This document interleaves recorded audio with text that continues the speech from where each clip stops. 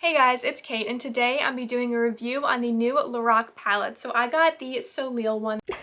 It's Soleil. I am literally an English major. I don't know what's wrong with me. It's Soleil. There's also Noir, and they also came out with like a really big one. I'll put it on the screen, and they came out with like little mini ones too. So that's pretty cool. They kind of came out with a bunch of new palettes, and they all have different packaging than the old ones. So basically each one comes with a huge mirror. And it's really sturdy. Like, it's nice packaging. It's beautiful. And the top is like magnetized, which is really nice. Now, the new thing with these LORAC palettes is that they're all depotable. So this is magnetized too, and you can bring it down. You see all these like little dots, so these are all the pans, so you can like stick something through them, pop an eyeshadow out, put a new one in, or you can switch them around, which is really amazing. I think that's a great like new idea from LORAC. They didn't just come out with another eyeshadow palette, you know, they tried to make it different and better. Now this palette and the Noir one both retail for $35, and you get 18 shades, so I think that's a pretty good price, especially because some of my favorite eyeshadows are LORAC eyeshadows. I honestly prefer them. They're beautiful, they blend amazingly. But specifically for this palette, I do want to show you, so there are 9 matte shades right here. They range from like a light cream shade to some warm browns, and then more like reddy burgundy colors, and then there's one dark brown right there. And there's also 9 shimmery shades, and on the Ulta website, they talk about how there are different shimmery shades. So there's either the shimmer shades or metallic shades. So the shimmer shades are more glittery and have more grit to them, whereas the metallic shades are more like buttery smooth. So I wrote it down right here. So Opal, this shimmer shade,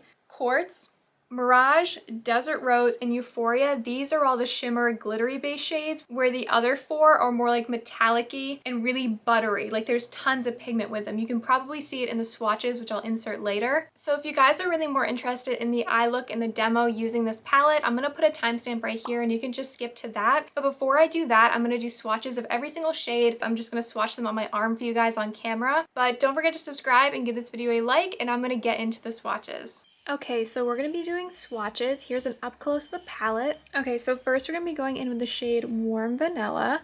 Put it right here. Not a crazy amount comes off. I'm going to do this again. I'm also pale, so it kind of matches in with my skin tone. Now the next shade is Pink Beige. Wow, I feel like... There we go, I'll double it. The next shade is Nectar. There you go. More of the pigments coming off. You can see how there's some like fallout. We're going to do all the mattes first. So I'm going to go into Sand Dune. This is Morocco. Cinnamon. Red Cedar. Saffron. And then Ash Brown. I kind of wish they named this Espresso. Oh my God, Espresso. As you can see, I wouldn't say that any of these shades are like patchy at all. I mean, yes, they could be way more pigmented. I feel like the Jaclyn Hill palette has more pigment than this, but personally, I like this much pigment. I think it's perfect. But as you can see, there is a lot of fallout with this palette. That's definitely the one con. Okay, so now I'm gonna move on to the shimmer shades. So the first one is Opal.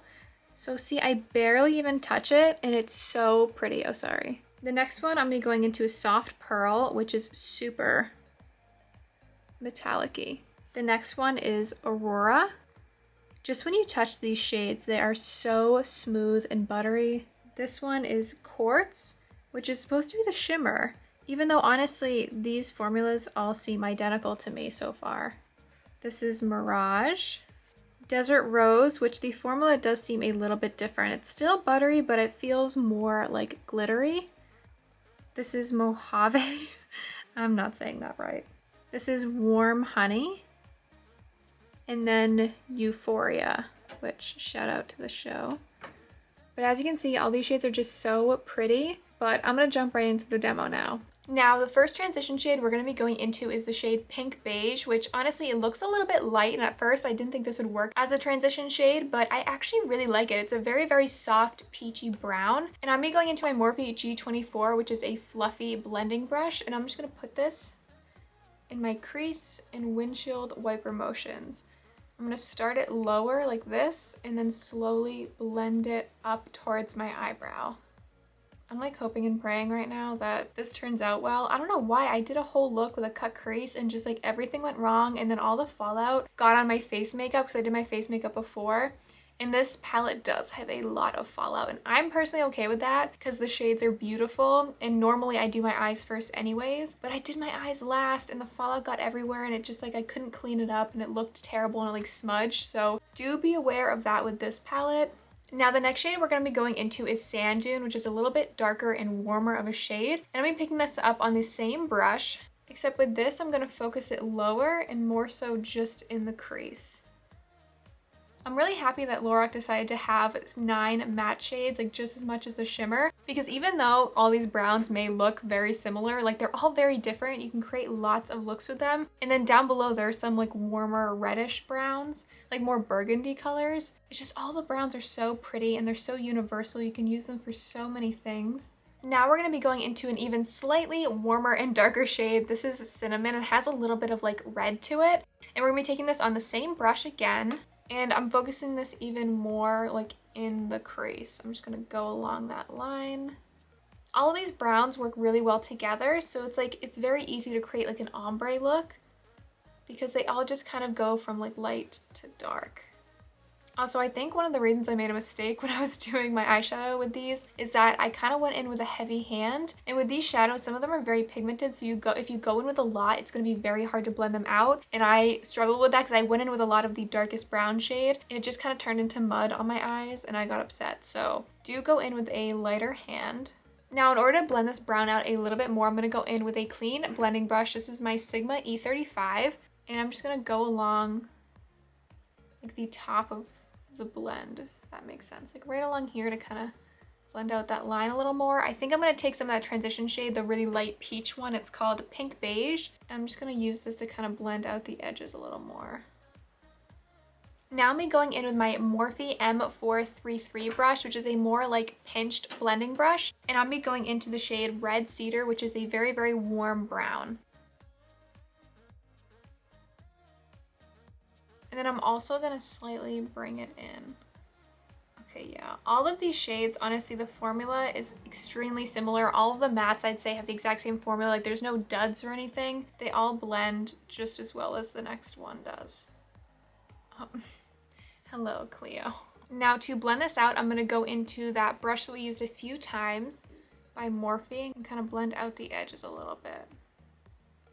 Next, to deepen up the look a little bit more, I'm going to go into the shade Saffron, which is more of a reddy color. And I'm going to go into that same Morphe M433 brush. And I'm once again going to just place this just kind of lower in the outer corner.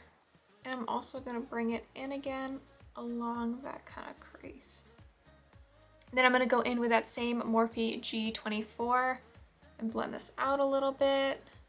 I think there is one darker brown in this palette. It's called Ash Brown, and that's the one I used last time that I feel like I just went in too of a heavy hand and then it started to look like muddy. So I don't think I'm going to touch that because I don't want to repeat the same thing over again because I think I'll cry. Now I'm going to place a little bit more just kind of right there.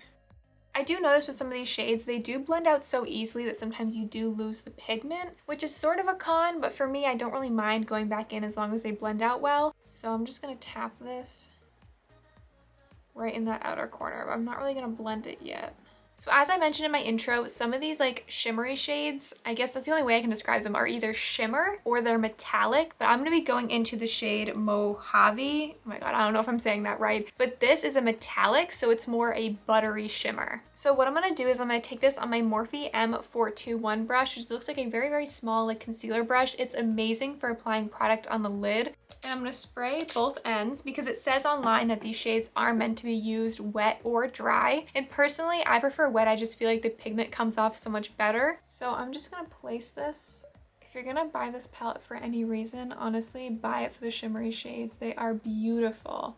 And even though like there are some like classic colors in here, I feel like they did try to make some more like original shades that aren't like classic reds or whatever's. Like there are some like unique shades in here. And as you can see, like there's kind of a lot of fallout going on, but now I do want to brighten up the middle a little bit. I don't want to keep it like this. So I'm going to go into the shade Aurora, which is once again a more buttery metallic shade. It's not one of the glitter ones. So I'm just going to apply this to the middle of my lid to kind of brighten it up more. Now to brighten this up even more, I'm going to go into the shade Soft Pearl, which is once again a metallic like buttery shade. I'm gonna place this right on the center. Okay, I do kind of want to deepen up the outer corner a little bit, so I am going to go into the shade Soft Brown, which is that brown I was talking about. That, oh god, I'm going to really get off all the extra. And I'm just going to tap this lightly in the outer V.